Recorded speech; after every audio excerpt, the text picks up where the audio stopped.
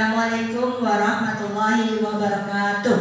Waalaikumsalam warahmatullahi wabarakatuh. Yang terhormat Kepala SDN 04 Petanjungan dan yang kami hormati Bapak Ibu tenaga pendidik SD 01 dan 04 Petanjungan. Pertama-tama marilah kita panjatkan puji syukur kehadirat Allah yang karena karunia-Nya lah kita berkumpul dalam keadaan sehat hari ini untuk mengikuti kegiatan pengimbasan materi dan pengalaman penerapan budaya positif. Salawat serta salam senantiasa kita haturkan kepada junjungan Nabi Agung Muhammad SAW. Semoga kalau kita mendapatkan syafaatnya di yaumul qiyamah. Amin amin ya rabbal alamin.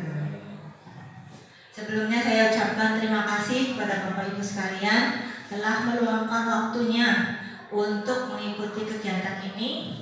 Berdirinya saya di sini untuk berbagi dalam sesi berbagi tentang materi dan pengalaman saya dalam menerapkan budaya positif.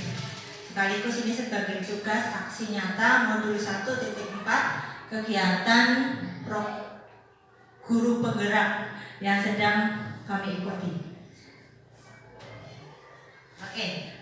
Dalam budaya positif ini nanti akan kita bahas 7 poin, yaitu adalah perubahan paradigma belajar, kemudian disiplin positif, motivasi perilaku manusia, hukuman, penghargaan, keyakinan kelas, kebutuhan dasar, posisi kontrol restitusi, dan segitiga restitusi. Akan kita bahas satu persatu ke depan nanti. Oke, sebelumnya ada pertanyaan pemantik di sini. Ada 3 pernyataan. Jika Anda setuju dengan pernyataan ini, silahkan angkat tangan. Jika tidak usah angkat tangan. Okay? Ada 3 pernyataan. Yang pertama, hukuman dapat mendisiplinkan anak. Setuju nopo mboten Pak? Yang setuju silahkan angkat tangan. Bapak Ibu. Ya, hukuman fisik maupun dengan kata-kata hukuman. Oke, tidak ada yang setuju. Oke. Yang kedua, pemberian hukuman dengan hal positif seperti membaca atau membersihkan halaman sekolah dapat meningkatkan disiplin anak. Setuju nopo mboten? Silakan angkat tangan. Iya, bisa. Setuju.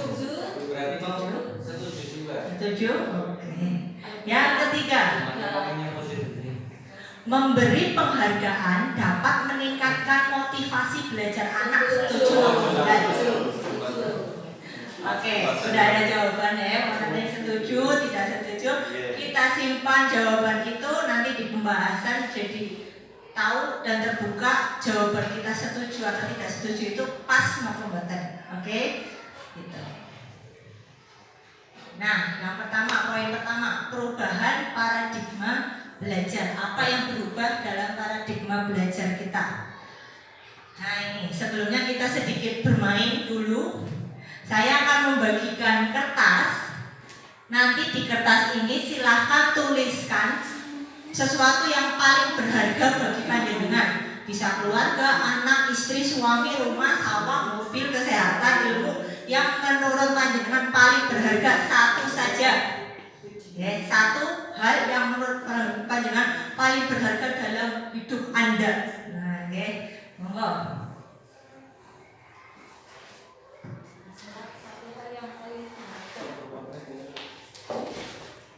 Tuliskan satu hal yang menurut Anda paling berharga dalam hidup Anda. Kalau sudah ditulis, tunggal mau yang paling berharga di antara 2 itu mana yang paling berharga menurut panjenengan. Kalau sudah pegang erat-erat kertas itu, anggap itu sebagai suatu hal yang paling berharga bagi panjenengan, dijaga, ingin dijaga, pegang.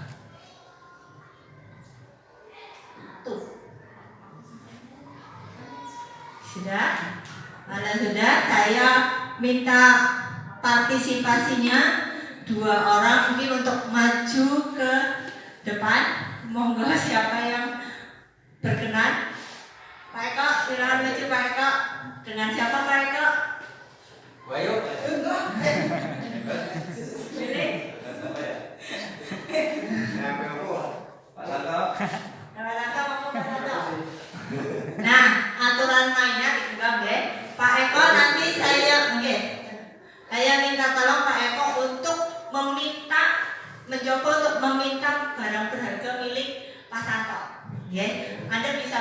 dengan merayu, mengiming-imingi atau bahkan mengancam. Apakah kita lihat apakah berhasil ujung rayunya Pak Eko? Oke? Dengan cara apa dulu ini? Oh iya.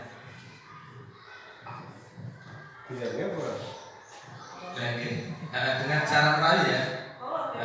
Pak Santo, bolehkah saya minta barang yang di tangan panjenengan? Ya buat apa Mas Eko? Buat saya pengen itu. Oh buat ini. Boleh atau tidak? Gimana ya?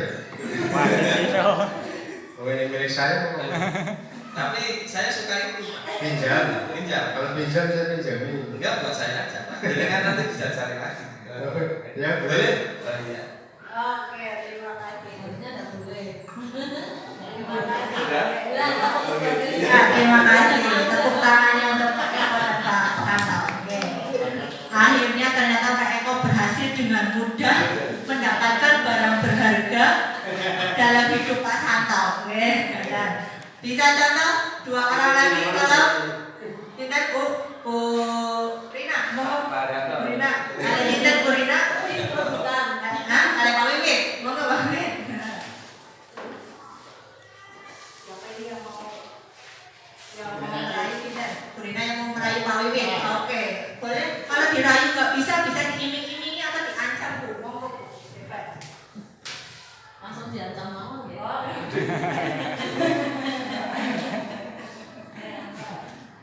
Mas Wiwit, katanya Anda punya satu benda kesayangan dalam hidup Anda. Terus Bu Rina mau ngapain? Mau pengen tahu aja. Oh, ya boleh. Nggak boleh. Kenapa nggak boleh?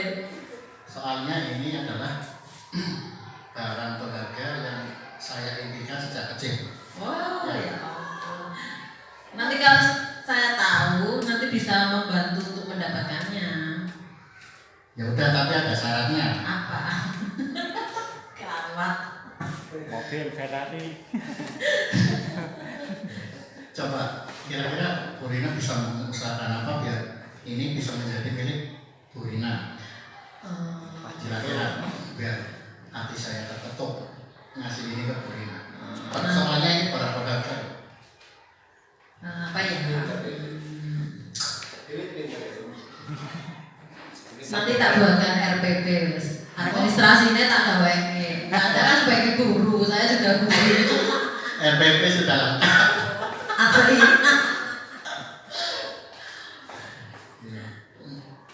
Apa nanti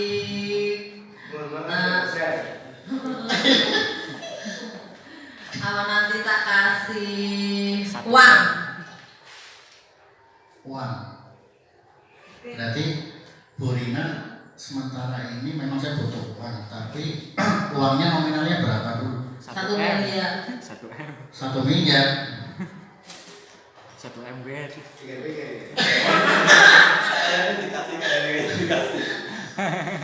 Kurang. Kurang. Tambah dikit lagi. Mintanya berapa? 1,5. 10 miliar ya. Tak kasih 10 miliar. Ya. Ya. Ini. Berarti dia.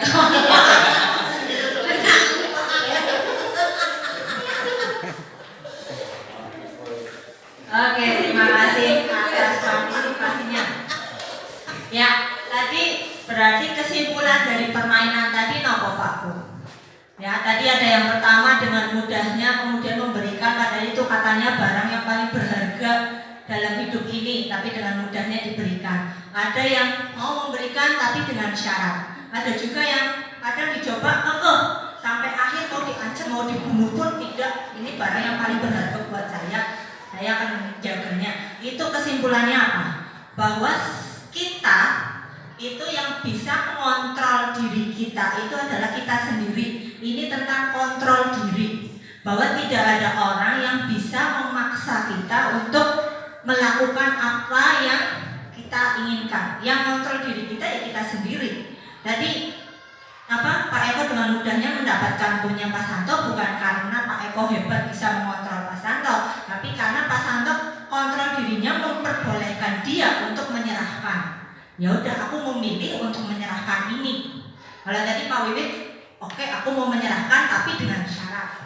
Kalau misalnya kontrol dirinya kekeh, kuat, ya mau kamu ngasih apapun nggak akan aku berikan. Sama dengan anak didik kita. Kita tidak bisa mengontrol anak didik kita. Setiap anak punya kontrol diri masing-masing. Kita tidak bisa memaksa mereka. Makanya kadang ada anak yang patuh bukan karena kita pintar mengontrol, tapi karena dia memilih untuk patuh sama kita. Dan kadang juga ada anak yang bisa kontrol dirinya kekeh, aku nggak mau manut sama bu guru, pak guru. Akhirnya kadang kita lihat sebagai anak yang nggak mau ruangake, rewel. Itu sebenarnya karena dia punya kontrol diri. Itu bukti bahwa kita tidak bisa memaksa orang lain, karena setiap orang punya kontrol dirinya masing-masing. Karena itu di sini ada yang namanya ilusi kontrol. Ilusi itu kan hanya bayangan. Bayangan kita anggap itu benar, padahal itu hanya prasangka bayangan kita sendiri. Yang pertama ada ilusi guru mengontrol murid. Kita pikir tadi kita bisa mengontrol murid, padahal tidak. Sejatinya kalau anak memutuskan untuk tidak mau dikontrol, ya kita nggak akan bisa dengan cara apapun, atau mungkin dengan pendekatan lain dicoba. Tapi ketika dia mau, berarti itu karena dia memilih untuk manut sama kita. Bukan kita yang hebat, tapi dia yang memilih untuk manut sama kita. Kemudian yang kedua, ilusi bahwa kritik dan membuat orang merasa bersalah dapat menguatkan karakter. Kadang kita pikir kita dengan mengkritik atau omongan pedas atau membuat anak merasa bersalah, misalnya dengan kamu kok dibilangin bu guru kayak gitu sih, nggak pernah dengerin, nggak kasihan sama bu guru. Bu guru harusnya ngomong pakai bahasa apa lagi sih ya biar kamu manut. Nah itu kan membuat anak merasa bersalah. Oh ternyata aku bikin bu guru sedih, ternyata aku anaknya seperti ini, ternyata aku anaknya nggak mau dibilangin. Itu ternyata membuat identitas gagal dalam diri siswa. Siswa jadi merasa bahwa dirinya itu tidak baik, merasa memandang dia sebagai pribadi yang negatif. Jadi bukan menguatkan karakter, tapi malah membuat anak merasa bersalah. Itu membuat anak menjadi melihat dirinya sebagai pribadi yang salah. Kemudian yang ketiga, ilusi bahwa semua penguatan positif efektif dan bermanfaat.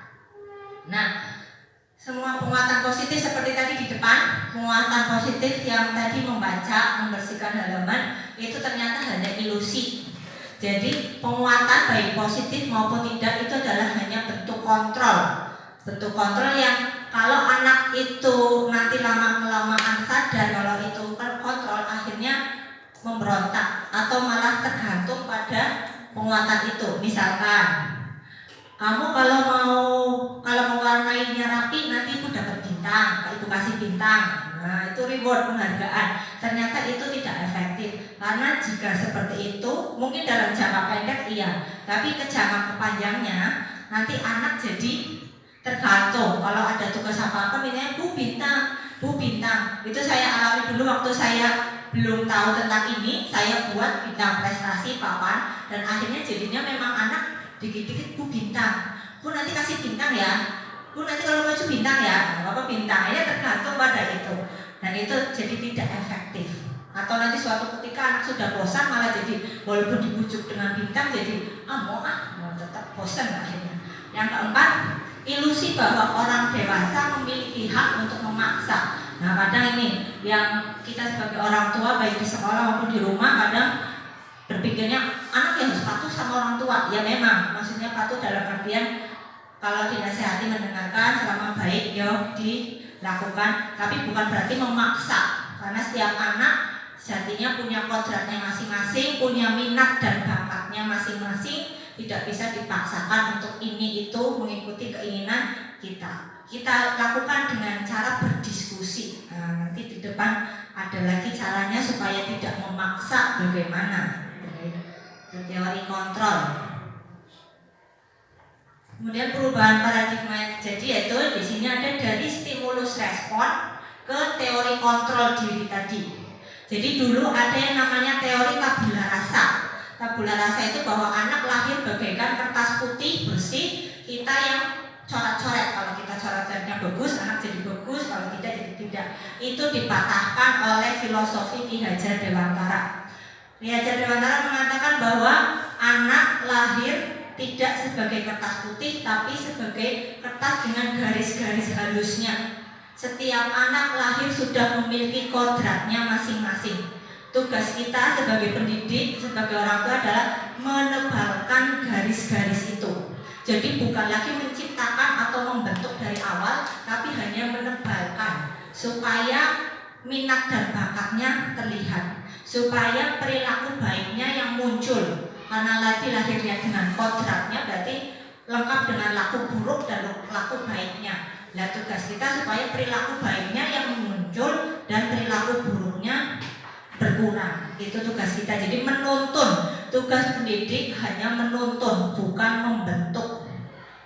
Kemudian di sini jadi bedanya juga adalah kita mencoba mengubah orang agar berpandangan sama dengan kita. Tadi kamu sebagai murid harus patuh sama guru. Kalau nggak patuh berarti kamu anak yang tidak baik dan sebagainya. Kalau sekarang kita berusaha memahami pandangan orang lain. Setiap anak melakukan sesuatu pasti punya kebutuhan dasar. Nanti akan kita bahas kebutuhan dasar di depan. Contohnya misal ada anak seperti saya misalkan kalau di kelas ada anak sedang berulah, kemudian saya menegur anak itu, tapi yang lain justru malah ikut-ikutan berulah seperti itu. Nah di situ saya setelah belajar ini saya mencoba memahami pandangan mereka. Oh mungkin kebutuhan dasar yang mereka butuhkan adalah perhatian. Mereka ingin diperhatikan oleh gurunya. Mereka melihat siswa yang lain temannya, dia seperti itu kok, bu guru melarui, bu guru memperhatikan dia. Saya juga mau ikut-ikutan biar bu guru memperhatikan. Nah seperti itu. Mungkin karena perhatian itu. Jadi kita tidak dapat memaksa, tapi kita mencoba memahami, kemudian mencari solusinya. Yang kedua, perilaku buruk dilihat sebagai suatu kesalahan. Itu tadi hubungannya dengan tadi, kalau ada anak yang beler, tidak mau mendengarkan, dikandani rawan, itu berarti dia salah. Kalau sekarang berarti ada apa? Kenapa sih dia berbuat seperti itu? Kayak misalkan anak kok gelut terus, berantem terus. Ini berarti mungkin ada kebutuhan dasar tentang kekuatan. Dia ingin diakui bahwa dia anak yang hebat, anak yang kuat. Terus orang lain bisa mengontrol saya. Kalau sekarang hanya Anda yang bisa mengontrol diri Anda sendiri. Tidak ada orang lain yang bisa mengontrol Anda. Kemudian saya bisa mengontrol orang lain. Ini juga sambungannya. Kalau orang lain tidak bisa mengontrol saya pun berarti tidak bisa mengontrol panjenengan. Seperti sekarang panjenengan ada di sini, saya ucapkan terima kasih bukan karena saya yang hebat meminta atau mengundang, tapi karena panjenengan mengizinkan untuk memilih untuk ya udah di sini. Jadi Anda sendiri yang memutuskan untuk di sini membantu kami. Oke. Terus pemaksaan ada pada saat bujukan gagal. Kalau dulu seperti tadi misal contohnya, tadi tidak ada yang sampai diancam ya. Kalau misalkan ada yang dibujuk nggak berhasil, lu diancam. Kalau ayo maju ke depan.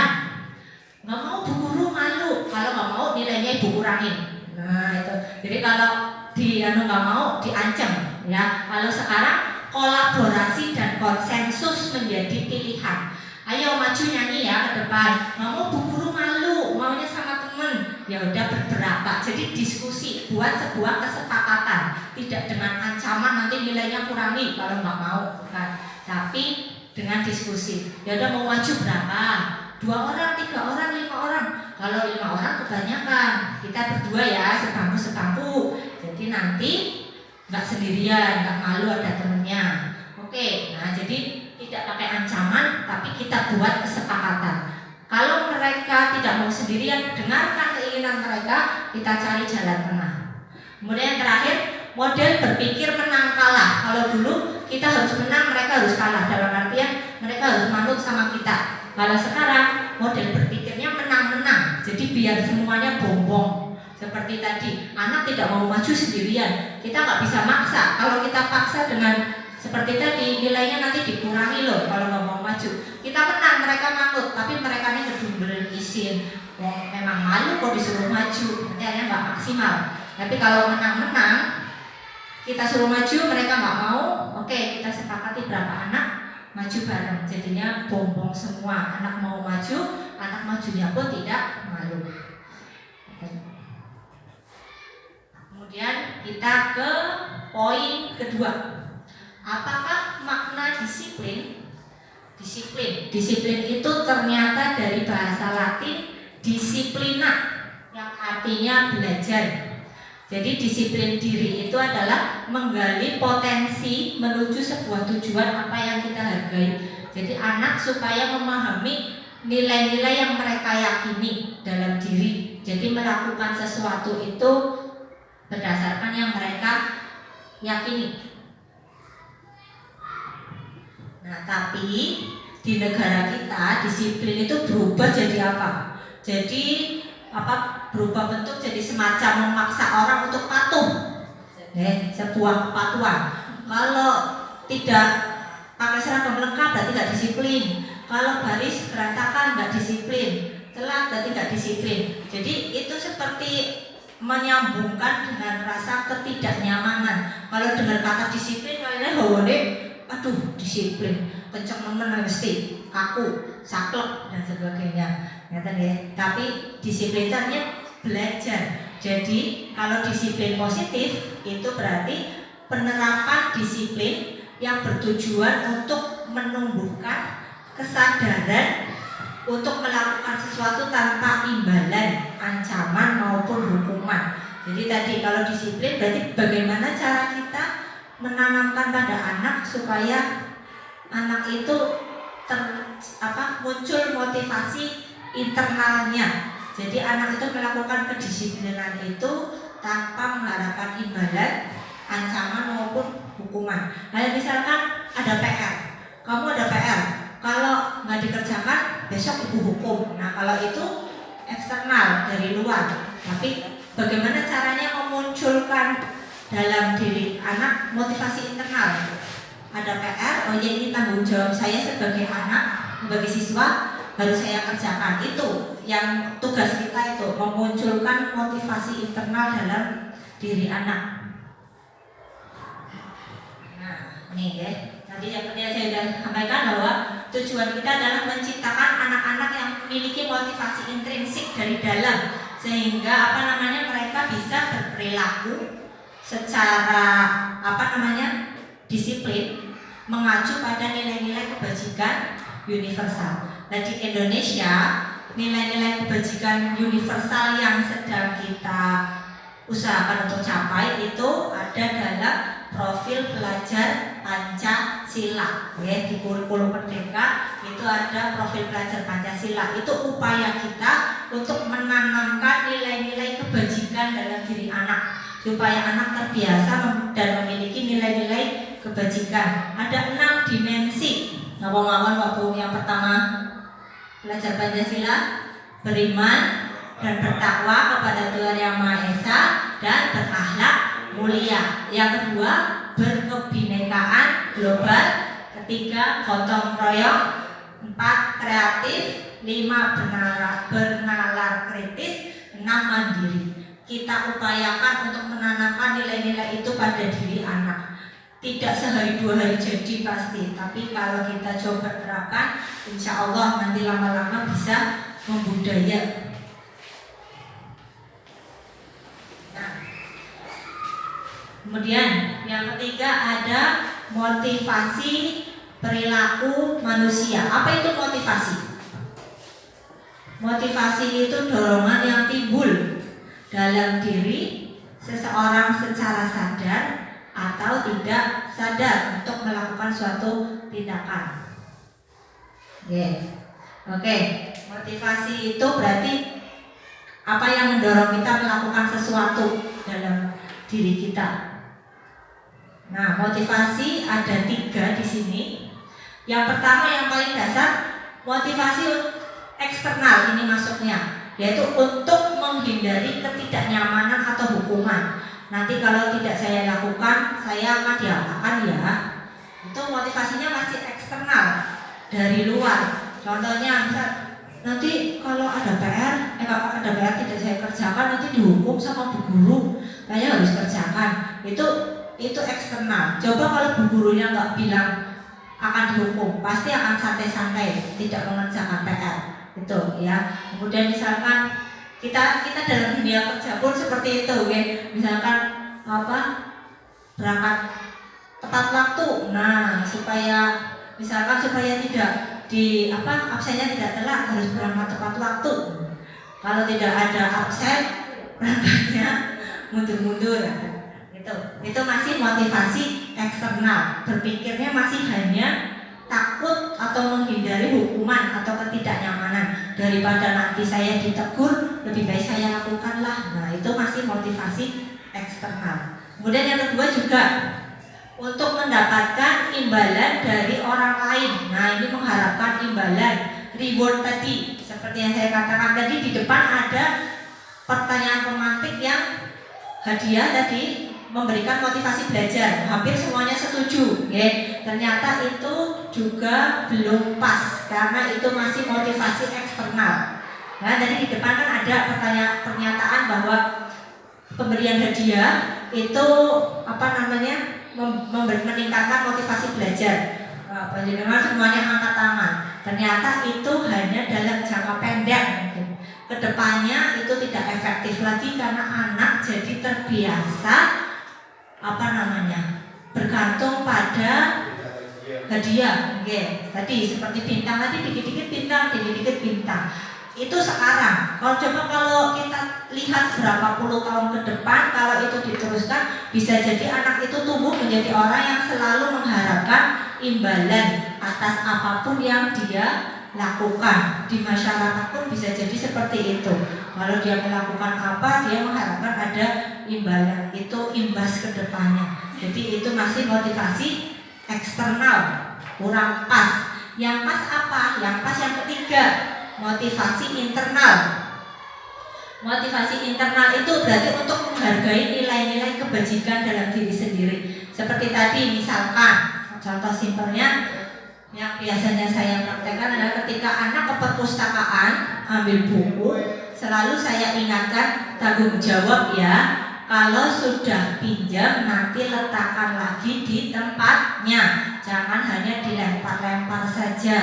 Jadi ajarkan tentang tanggung jawab, bukan hanya sebuah peraturan letakkan kembali buku di tempatnya. Kalau hanya peraturan hanya dibaca, tapi kalau diajarkan tentang nilai tanggung jawab, dia akan tumbuh jadi pribadi yang bertanggung jawab apapun itu. Nanti jadi kalau ada PR ya dia kerjakan karena itu tanggung jawab dia. Kalau ada tugas yang memang harus dikerjakan ya dia kerjakan karena itu tanggung jawab dia, betul ya.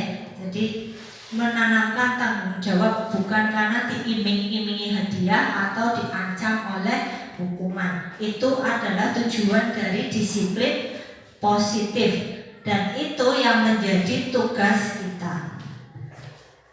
Oke, poin keempat.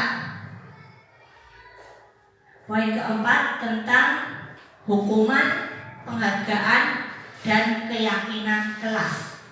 Apa itu hukuman? Dan di sini ada perbedaan hukuman dan konsekuensi. Apa itu hukuman? Apa itu konsekuensi? Kalau hukuman itu bersifat saat itu juga tidak ada kesepakatan antara guru dan siswa, dan itu biasanya bersifat menyakiti siswa, baik itu fisik maupun psikis.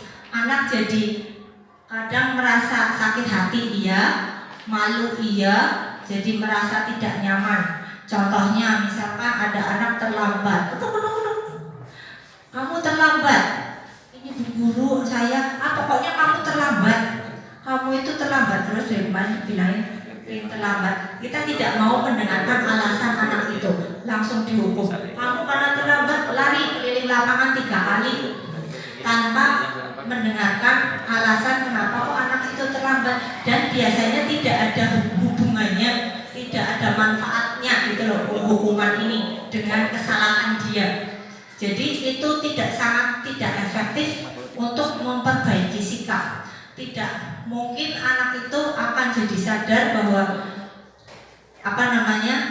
dia melakukan kesalahan. Yang ada malah nanti munculnya jadi motivasi eksternal lagi. Kalaupun dia tidak terlambat bukan karena dia sadar dia tidak boleh terlambat, tapi karena takut dihukum. Itu nanti munculnya jadi eksternal. Nah itu tidak baik. Jadi hukuman itu biasanya ini menyakitkan, terus membuat anak sakit hati. Kadang anak jadi dendam sama gurunya galak kok, jadi nggak suka ya, jadi nggak suka sama gurunya, dan itu bisa tersimpan di hati sampai bertahun-tahun ke depan, Bapak Bu. Mungkin panjenengan punya nggak pengalaman waktu zaman sekolah sama Pak Guru atau Bu Guru panjenengan yang menyenangkan atau menyakitkan atau memalukan yang sampai saat ini masih diingat? Ada atau tidak? Ada? Kalau saya pribadi ada. Zaman saya SD padahal.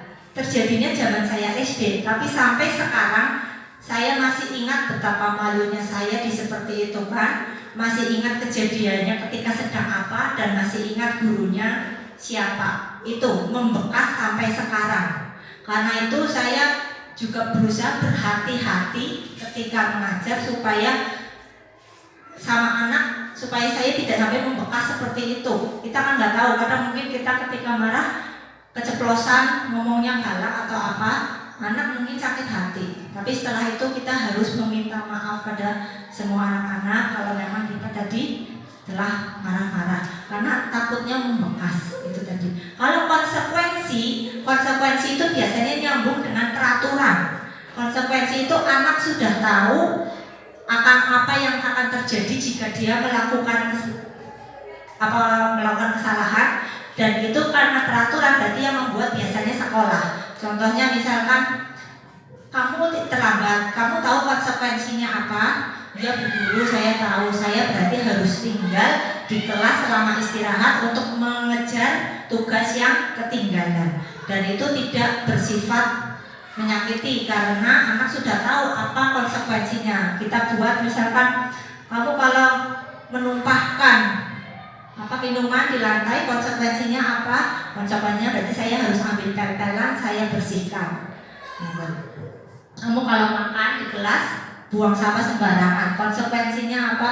Konsekuensinya berarti saya harus membersihkan kelas itu, entah itu disapu atau diambil sampahnya buang tempat sampah. Jadi kalau konsekuensi itu lebih nyambung ke peraturan, tidak hanya dari pihak guru, siswa tahu dan menyadari.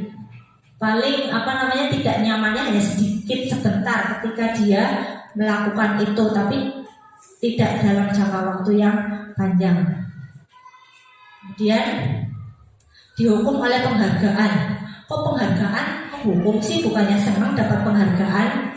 Ini hubungannya dengan tadi, bahwa semua bentuk penguatan baik positif maupun negatif itu bentuk kontrol diri yang kalau dilakukan terus-menerus itu efeknya tidak baik. Di sini ada 8. Saya akan secara global saja menjelaskannya, bahwa dihukum oleh penghargaan berarti dalam jangka waktu pendek mungkin memang berhasil memotivasi anak, tapi itu jadi motivasi hanya motivasi eksternal, tidak internal.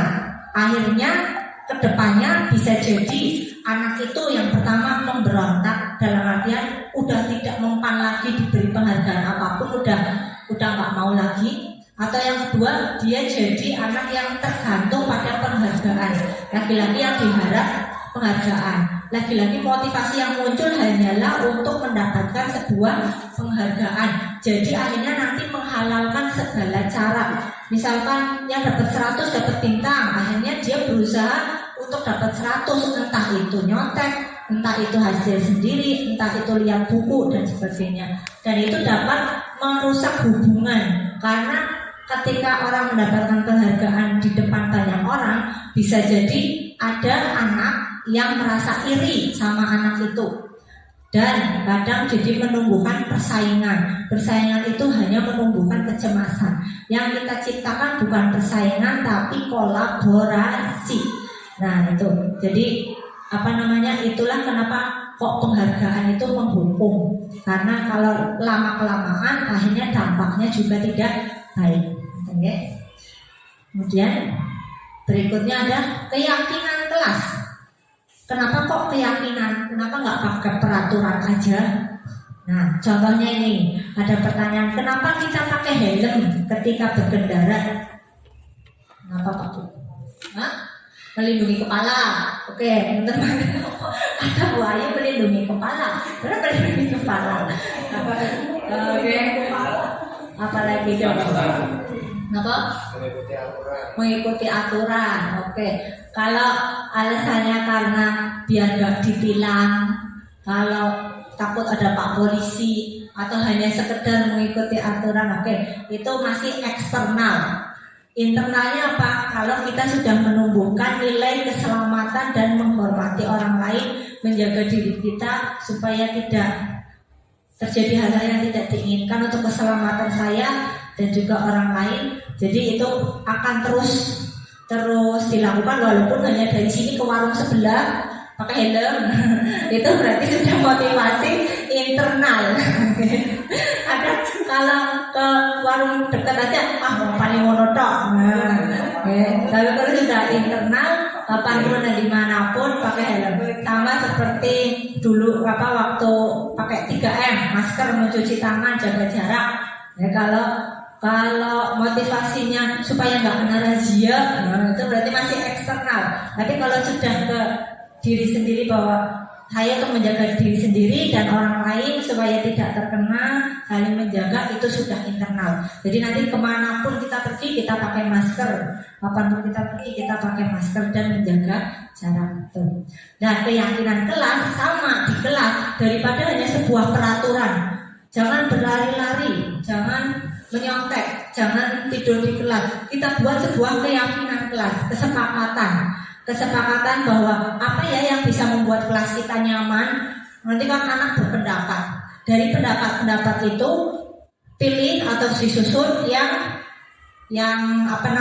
memang sesuai dengan nilai-nilai yang disepakati dan sepakati bersama-sama. Setuju nggak kalau seperti ini? Setuju nggak? Pilih yang mereka setuju, kemudian jadikan sebuah poster ataupun tulisan yang bisa dilihat, diingat, dan nanti diterapkan dalam kehidupan sehari-hari di kelas. Karena keyakinan kelas itu salah satu disiplin positif yang bisa kita terapkan untuk menumbuhkan nilai-nilai dalam diri anak. Jadi nanti ketika misalkan contohnya di sini saya membuat ayo jaga kebersihan. Jaga kebersihan berarti menghormati orang lain dan juga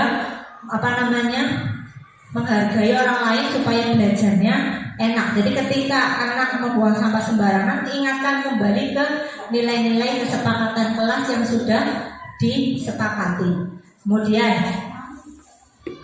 upaya yang lebih optimal untuk mendukung tumbuhnya motivasi internal itu dengan menggerakkan orang kembali ke nilai-nilainya tadi daripada hanya sebuah peraturan. Seperti tadi itu, misalkan pinjam buku di perpustakaan daripada hanya aturan kembalikan buku pada tempatnya, itu hanya akan dibaca dan kadang nggak mengena.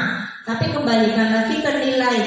Kamu kalau pinjam buku di perpustakaan, kembalikan lagi di tempatnya dengan rapi, tidak boleh dilempar-lempar. Jadi kembali lagi dulu ke nilainya. Oh iya, saya ingin jadi anak yang bertanggung jawab. Bertanggung jawab itu baik. Itu tidak sehari dua hari jadi Pak Bu, pasti setiap hari harus selalu diingatkan dan dipraktekkan supaya membudaya. Karena menerapkan suatu budaya itu nggak semudah membalikan telapak tangan, tapi bukan berarti tidak mungkin. Nah, terus di sini ada, ini contohnya tadi yang saya katakan. Kalau peraturan mungkin selalu kembalikan buku ke tempatnya. Daripada peraturan semacam ini kita ajarkan nilai keyakinan kelas yang di sana itu. Jadi dilarang mengganggu orang lain. Oke? Keyakinan kelas menghormati orang lain. Jadi kita harus menghormati orang lain, menghargai orang lain. Kalau kamu tidak mau disakiti, kamu jangan menyakiti orang lain. Itu diterapkan. Bergantian menunggu giliran, antri, ngajarin antri aja itu udah suatu yang harus berulang-ulang. Contohnya kalau lagi absen aja itu mereka kumpul-kumpulan. Diajari untuk baris antri itu harus berkali-kali. Diajari selain di samping daripada bergantian atau menunggu giliran, ajarkan untuk bersabar. Ayo sabar, antri, baris di belakangnya. Itu selalu. Kemudian jangan berada di kelas atau koridor. itu daripada aturan seperti itu lebih baik diajarkan tentang nilai keselamatan. Kamu kalau lari-lari jatuh yang sakit siapa? Nanti kalau kena temennya juga sakit. Ya, jadi nanti lain kali tidak boleh lari-lari, jalan saja. Diulangi dengan nilai-nilai keyakinannya yang ditanamkan. Bukan hanya sekedar peraturan. Jangan lari. Nah, nanti tetap saat itu nggak lari, besok lari lagi. Tapi untuk menerapkan nilai itu memang kita harus ekstra. Nah, di sini saya ada contoh dokumentasi tentang penerapan pembuatan keyakinan kelas. Mohon mungkin Mas.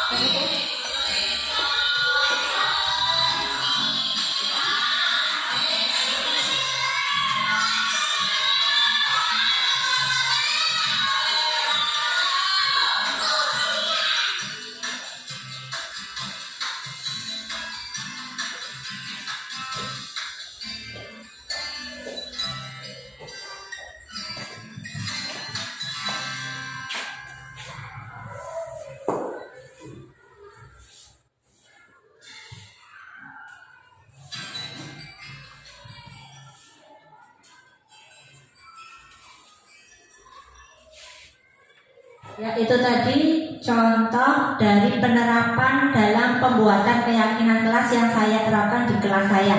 Karena masih kelas 1, itu pasti masih butuh dipandu dengan cara tadi banyak bertanya, dengan cara tanya jawab, mereka tunduk tangan, dengan cara menyampaikan pendapat, dengan cara berbicara, kita yang menuliskan. Tapi kalau untuk kelas tinggi bisa dengan membagikan sticky note ya, yang kertas warna-warni yang untuk ditempel-tempel itu mereka dibagikan, kemudian mereka tuliskan pendapat mereka di kertas itu. Apa yang menurut kamu keyakinan kelas yang kita yakini di situ? Ada yang mungkin menuliskan harus menyenangkan, nggak boleh tidur, nggak boleh nyontek dan sebagainya. Tuliskan di situ, kemudian nanti anak tempel di kertas atau di papan tulis, tempel-tempel. Nanti kita bahas satu persatu. Setelah terbentuk sebuah keyakinan kelas, sebaiknya keyakinan kelas tidak usah banyak-banyak, nanti jadinya nggak bisa diingat. Jadi di yang sama-sama dijadikan satu jenis. Nanti setelah itu bisa buat, kalau kelas tinggi mungkin bisa buat poster sendiri keyakinan kelas dibagi kelompok. Kalau tadi saya dengan cara mewarnai aja. Jadi saya carikan anak gambar tentang keyakinan kelas kita yang masih belum berwarna, mereka warnai kemudian ditempel supaya anak sering melihat, dan ketika anak melanggar keyakinan itu kita kembalikan ke keyakinan yang telah kita sepakati. Dan itu lagi-lagi tidak cukup 1 atau 2 hari. Penerapannya di sini kurang lebih ada beberapa penerapan yang telah kami lakukan walaupun secara sederhana. Jadi keyakinan kelas setelah dibuat tidak hanya kemudian dipajang, tapi setiap hari kita coba untuk terapkan dan praktekkan.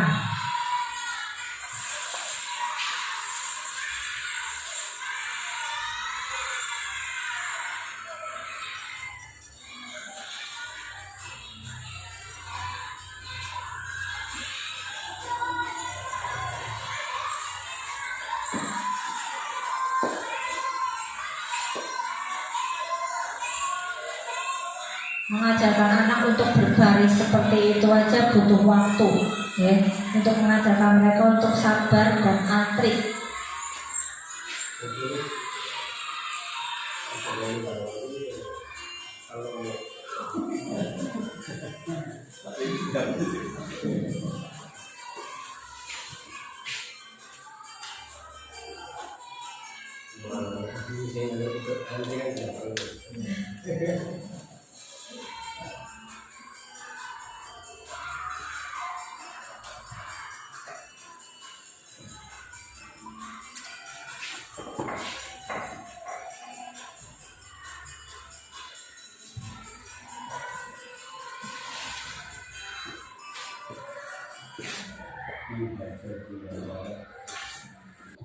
Itu tadi contoh dari penerapan baik pembuatan keyakinannya maupun penerapan praktiknya. Jadi setelah dibuat kita praktekkan kepada anak didik kita. Oke, masih semangat Pak Bu? Nah, buat semangat kita tepuk warna dulu yuk. Tepuk warna itu untuk melatih konsentrasi. Kalau saya bilang tepuk merah, berarti tepuknya sekali. Tepuk kuning 2 kali. Tepuk hijau 3 kali. Tepuk hitam stop. Oke, ini biasanya saya praktekkan ketika habis istirahat. Oke, tepuk merah, tepuk kuning, tepuk hijau, tepuk hitam. Oke, berarti konsentrasi. Tepuk merah, tepuk hitam. Oke. Nah, ini sendiri. Oke, yang kelima adalah tentang kebutuhan dasar manusia. Yaitu yang pertama, kebutuhan akan kasih sayang dan diterima, kebutuhan kekuatan, kebutuhan kesenangan, dan kebutuhan kebebasan. Itu tadi yang saya katakan, bahwa anak berbuat sesuatu itu pasti ada kebutuhan dasar yang mereka ingin capai. Jadi tidak semua anak yang rame itu karena beler. Tapi contohnya tadi, ketika saya menegur anak satu kok yang lain mengikuti, itu berarti kemungkinan mereka ingin kasih sayang dan rasa diterima. Mereka ingin diperhatikan oleh gurunya, jadi ingin ikut-ikutan mengikuti kegiatan yang atau perilaku yang dilakukan oleh temannya itu. Kemudian tadi ketika sering gelut, mungkin itu karena mereka punya kebutuhan dasar ingin diakui bahwa mereka itu kuat, tidak gampang diremehkan. Jadi ada di situ bahwa setiap anak melakukan sesuatu pasti ada kebutuhannya. Kita yang mencari tahu kenapa kok dia seperti itu, apa yang dia butuhkan.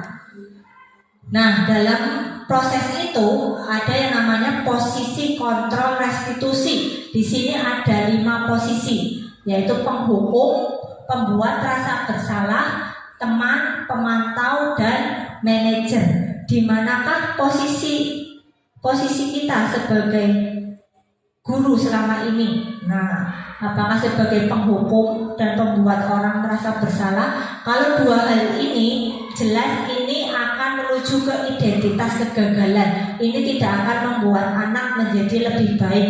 Karena penghukum tadi seperti tadi, jadi gurunya galak, apa-apa hukuman. Nah, itu hanya akan menyakiti anak. Anak tidak akan belajar dari kesalahannya.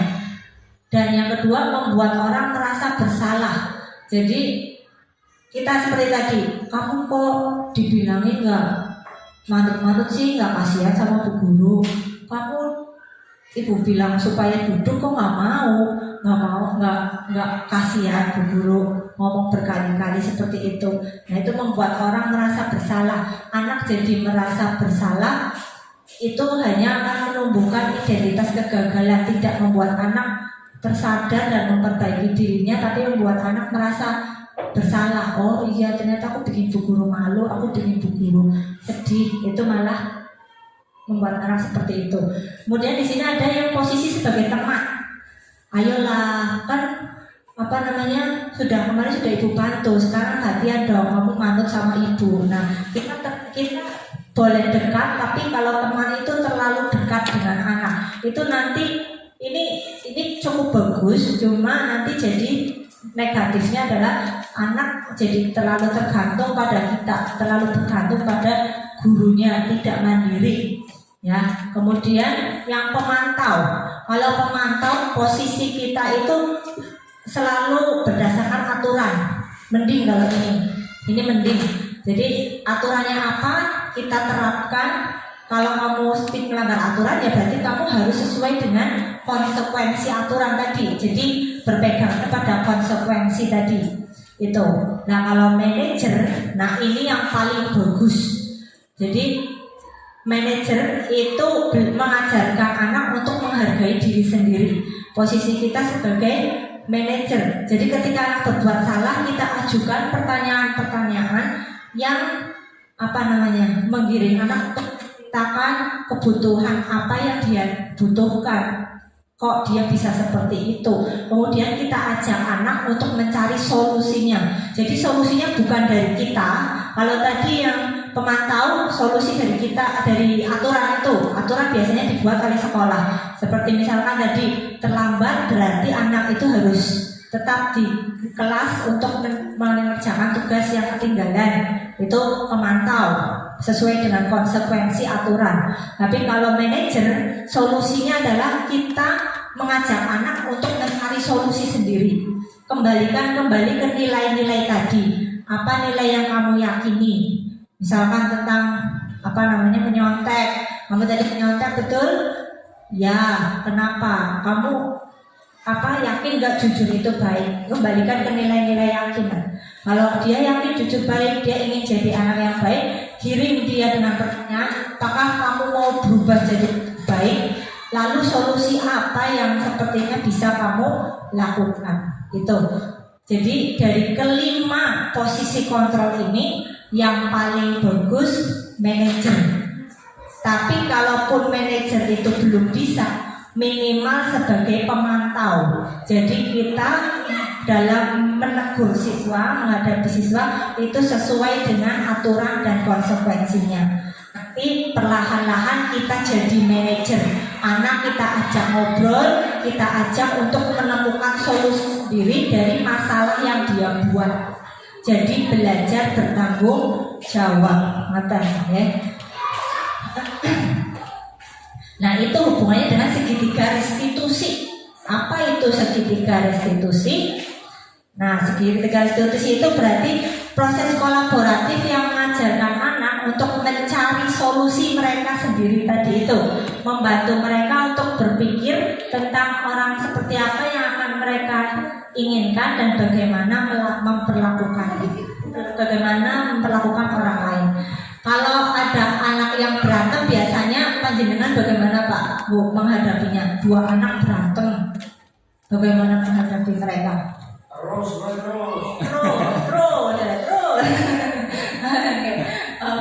Nah, iya.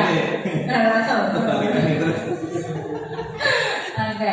Nah, kalau dalam restitusi kita dudukkan mereka berdua, kita stabilkan keadaannya, tenangkan dulu. Nanti setelah tenang kita ajak mereka untuk bercerita kenapa kok kamu seperti itu. Ya, jadi nanti mereka kita jadi tahu apa yang mereka butuhkan. Ini ada ciri-ciri restitusi, ada 9 di situ. Ya, ada restitusi itu menebus kesalahan, bukan untuk menebus kesalahan, tapi untuk belajar dari kesalahan, memperbaiki hubungan. Jadi tadi supaya dia kembali ke kelompoknya dengan lebih baik lagi, memperbaiki hubungan, bukannya satu menang satu kalah, tapi dua-duanya biar bombong. Ketika tawaran bukan paksaan. Jadi kamu salah, kamu harus begini, bukan, tapi tawarkan. Kamu udah salah, kamu mau memperbaiki diri, apa yang bisa kamu lakukan untuk memperbaiki diri kamu itu. Kemudian restitusi menuntun melihat ke dalam diri kita. Nah, anak disuruh melihat lagi ke dalam dirinya sendiri. Kamu tahu nilai kejujuran, baik, kamu yakin jujur itu baik? Oke, kalau yakin mau jadi anak jujur, lihat lagi ke dalam. Iya Bu, saya mau jadi anak jujur. Apa yang bisa kamu lakukan supaya jadi anak jujur? Nah, seperti itu. Jadi kembali melihat ke dalam. Kemudian tadi restitusi mencari kebutuhan dasar. Kita tanyakan dulu kenapa kok anak itu seperti itu. Kemudian restitusi diri itu cara yang paling baik karena tidak menghakimi tapi mengajak berdiskusi. Kemudian fokus pada karakter, bukan tindakan salahnya, tapi memperbaiki karakternya supaya tidak seperti itu lagi. Jadi kalau menyontek bukan tindakan menyonteknya, tapi mengubah karakter supaya tidak suka menyontek. Oke, terus fokus pada solusi. Fokus pada solusi berarti tidak menyalahkan, tidak fokus pada kesalahan. Kamu salah seperti ini bukan, tapi fokusnya pada solusinya. Kita mau melakukan apa supaya itu tidak terjadi lagi. Kemudian mengembalikan murid yang bersalah pada kelompoknya. Jadi bagaimana membuat anak itu merasa tidak dikucilkan oleh teman-temannya, tapi bisa kembali ke kelompoknya dalam keadaan yang lebih baik. Contohnya di sini ada perbedaan hukuman, konsekuensi, dan restitusi. Siswa datang terlambat ke sekolah nih kasusnya. Kalau hukuman, guru langsung marah. Tadi, kamu terlambat, lari lapangan 5 kali, itu hukuman. Tidak ada hubungannya dengan keterlambatan anak. Dan kadang anak jadi tidak tahu kalau apa sih salahnya. Sanksinya langsung hanya dari guru tanpa kesepakatan. Kalau konsekuensi, guru tegas meminta siswa melakukan konsekuensi sesuai aturan. Jadi tadi kamu terlambat, kamu tahu konsekuensinya apa? Ya Bu, saya harus tinggal di kelas untuk menyelesaikan tugas yang ketinggalan. Nah, itu selesaikan. Setelah tugas selesai, ya udah, kalau waktu istirahat masih ada, dia istirahat. Kalau udah habis, ya itu konsekuensinya, berarti dia tidak ikut istirahat. Tapi kalau restitusi, guru mempertanyakan dan mencari solusi. Kamu tadi terlambat, benar? Ya benar. Kenapa kok terlambat? Dengarkan ceritanya. Ya, Bu Guru tidak mau menyalahkan kamu, tapi kita cari solusi bareng-bareng supaya tidak terjadi lagi. Mau nggak? Mau. Kamu ingat keyakinan kelas kita yang sudah kita sepakati? Ya Bu, tentang disiplin. Nah, kembalikan ke nilai disiplin. Untuk jadi anak disiplin, kamu apa yang akan kamu lakukan? Nanti dia berpikir, dia cari solusinya sendiri. Misalkan terlambatnya karena main HP sampai malam, tidurnya malam. Berarti apa yang akan kamu lakukan? Saya tidurnya nggak malam-malam lagi Bu. Nah, oke, janji ya. Iya. Jadi solusi itu dari anak sendiri, bukan dari kita. Mereka mengucapkan solusinya sendiri, mengungkapkan solusinya sendiri. Kemudian di sini ada segitiga restitusi, ada 3 tahap restitusi. Ya. Yang pertama menstabilkan keadaan. Tadi menstabilkan keadaan itu kayak misalkan ada anak berantem kan, hormonnya masih panas, emosi. Kita stabilkan dulu keadaannya. Ya, dengan cara nggak langsung menyalahkan. Kamu jadi anak jangan suka berantem dan sebagainya, enggak. Tapi menanyakan bahwa kenapa kamu tadi berantem? Nah, itu Bu Guru, pensil saya direbut, diumpetin. Oke, itu yang manusiawi. Kamu mencoba mempertahankan hak kamu, itu bagus, betul. Tapi ada cara lain yang lebih baik lagi. Kamu mau belajar cara lain itu. Nah, jadi distabilkan dulu. Setelah distabilkan, kita ke validasi kebutuhan tadi. Ya, berantem terus kenapa sih? Kamu kok sukanya berantem? Tadi itu sih tadi dia jiwit aku ya aku jiwit balik. Nah itu, oh berarti di situ mungkin ada kebutuhan tentang tidak ingin dikalahkan. Nah itu di situ setelah tahu kita ajarkan tadi tentang cara lain yang lebih baik daripada memukul, daripada membalas. Kemudian terakhir tanyakan keyakinannya tadi itu lagi.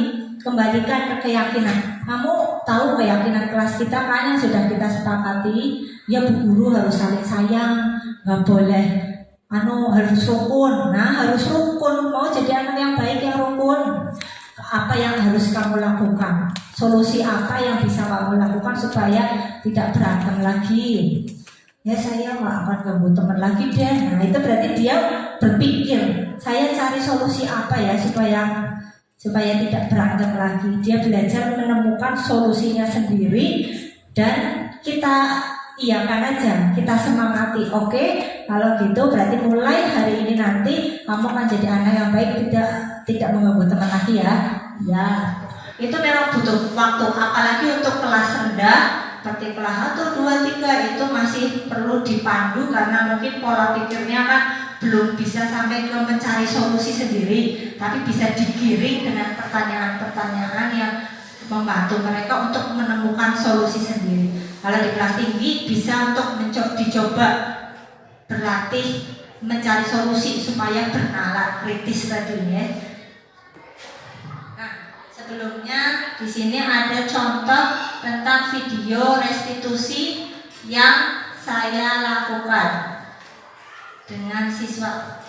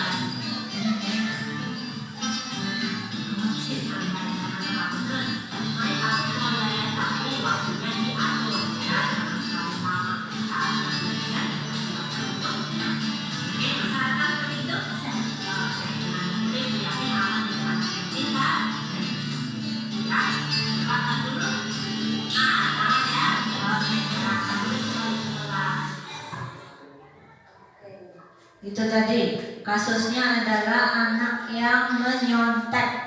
Jadi alasannya adalah karena ketiduran, akhirnya nggak sempat belajar, akhirnya dia melihat jawaban temannya. Itu tadi tahapannya dari mulai menstabilkan keadaan, mengatakan bahwa semua orang pasti melakukan kesalahan. Bu Guru juga dulu seperti itu. Jadi di sini tidak mencari kesalahan tapi mencari solusi. Kemudian tadi dikembalikan lagi ke tadi ditanyakan lagi kenapa kok menyontek. Ternyata tadi dia ceritakan karena main HP terus, tidak belajar, akhirnya tidurnya belajar. Setelah itu kita tanyakan keyakinannya tentang nilai kejujuran.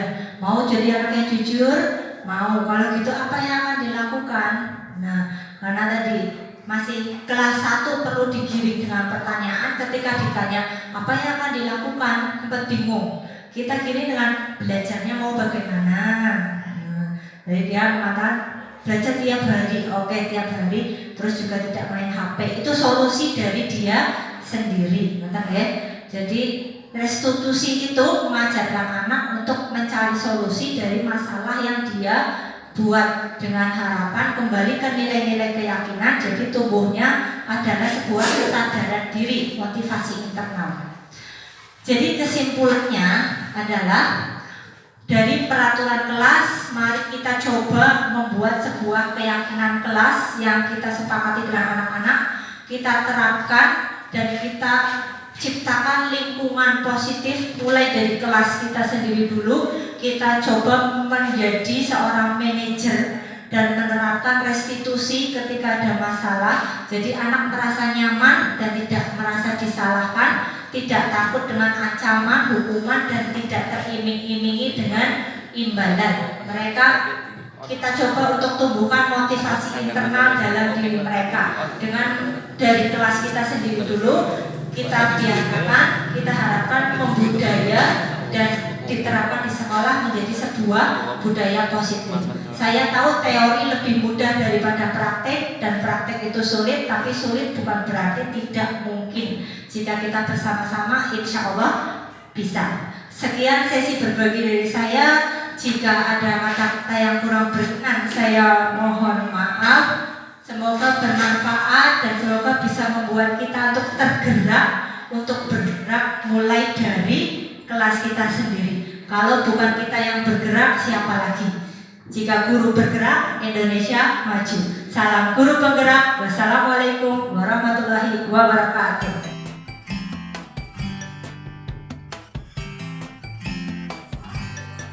Assalamualaikum warahmatullahi wabarakatuh. Terima kasih pada Bapak Soto Matul yang telah melaksanakan tugas sebagai CGP estimasi SD 04 Petunjukan. Mudah-mudahan depan bisa bermanfaat bagi gurunya, bagi siswa, dan bagi lingkungan sekolah. Dalam hal ini mereka berdua telah melaksanakan tugasnya dengan baik, yaitu mengadakan diseminasi semacam workshop dengan peserta yang sedikit, tapi mudah-mudahan dengan adanya diseminasi tersebut bisa diterapkan dalam pembelajaran di kelasnya masing-masing. Menurut saya, apa yang mereka berdua sampaikan itu ya cukup bagus, dan dalam penerapan di kelas tentang budaya positif tersebut sudah diterapkan dengan baik, terbukti jelas mereka sudah menerapkan pada anak didiknya suatu kedisiplinan dan keyakinan di kelas, sehingga anak didik bisa menemukan sendiri jika ada masalah-masalah belajar yang ada di dalam kelas. Memang demikian yang diharapkan dengan kurikulum sekarang, bahwa anak atau peserta didik itu bukan gelas kosong yang harus dijejali dengan ilmu-ilmu dari gurunya, namun guru harus bisa membangkitkan kemampuan siswa semaksimal mungkin agar mereka bisa membangkitkan potensinya yang ada dalam dirinya, sehingga jika menemui masalah dalam pembelajaran mereka bisa menemukan solusi sendiri. Sehingga ke depan jika mereka hidup di dalam kehidupan masyarakat tidak mudah stres atau tidak mudah putus asa menghadapi masalah-masalah timbul di dalam kehidupan sehari-hari. Untuk itu kami sangat mendukung dan mendorong calon guru penggerak dan senantiasa akan menyediakan sarana dan prasarana untuk kebutuhan mereka dalam pembelajaran, baik di dalam kelas maupun di luar kelas. saja sekedar refleksi atau tanggapan saya terhadap kegiatan dan pelaksanaan pembelajaran pada ini bergerak di SD 4 Tanjungan.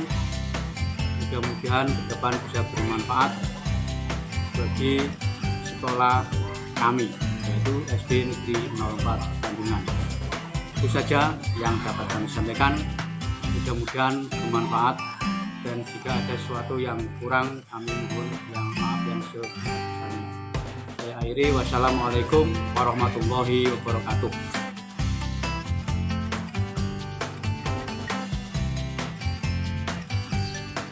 Assalamualaikum warahmatullahi wabarakatuh.